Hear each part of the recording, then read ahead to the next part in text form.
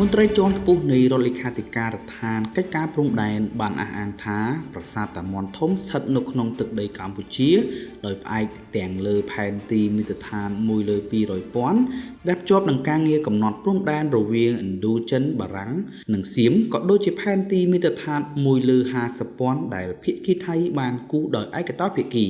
ការអះអាងនេះត្រូវបានធ្វើឡើងដោយលោកអត្សិដ្ឋារដ្ឋលេខាធិការប្រចាំការនៃរដ្ឋលេខាធិការដ្ឋានកិច្ចការព្រំដែនក្នុងបទសម្ភាសន៍ជាមួយទូរទស្សន៍ជាតិកម្ពុជាលោកបានបង្ហាញរូបភាពកាយរណបដែលប្រៀបធៀបខ្សែព្រំដែនតាមមាត្រដ្ឋាន1លើ 200,000 និងកំណត់ហេតុបោះបង្គោលរបស់គណៈកម្មការឥណ្ឌូចិនសៀមឆ្នាំ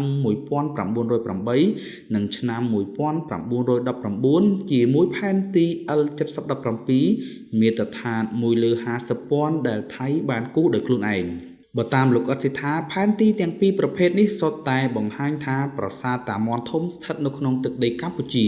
លោកបាននិយាយថាកុំថាឡើយផែនទី L717 មាត្រដ្ឋាន1លើ 50,000 ដែលថៃបានគូសខ្សែព្រំដែនដោយឯកតោភាគី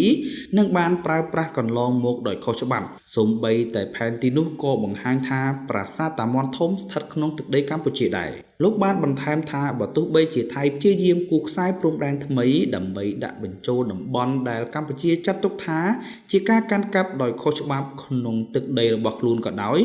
ក៏ផែនទីទាំងនោះមិនមានតម្លៃផ្លូវច្បាប់ឡើយយោងតាមមន្ត្រីរូបនេះផែនទីបារាំងដែលភ្ជាប់នឹងសន្ធិសញ្ញាបារាំងសៀមឆ្នាំ1904និងឆ្នាំ1907ក៏បង្ហាញដែរថាប្រាសាទតាមាន់ធំប្រាសាទតាមាន់តូចនិងប្រាសាទតាក្របីស្ថិតក្នុងទឹកដីកម្ពុជាទាំងស្រុងជុំវិញបញ្ហាព្រំដែននេះនាយករដ្ឋមន្ត្រីកម្ពុជាលោកហ៊ុនម៉ាណែតបាននិយាយកាលពីខែកុម្ភៈឆ្នាំ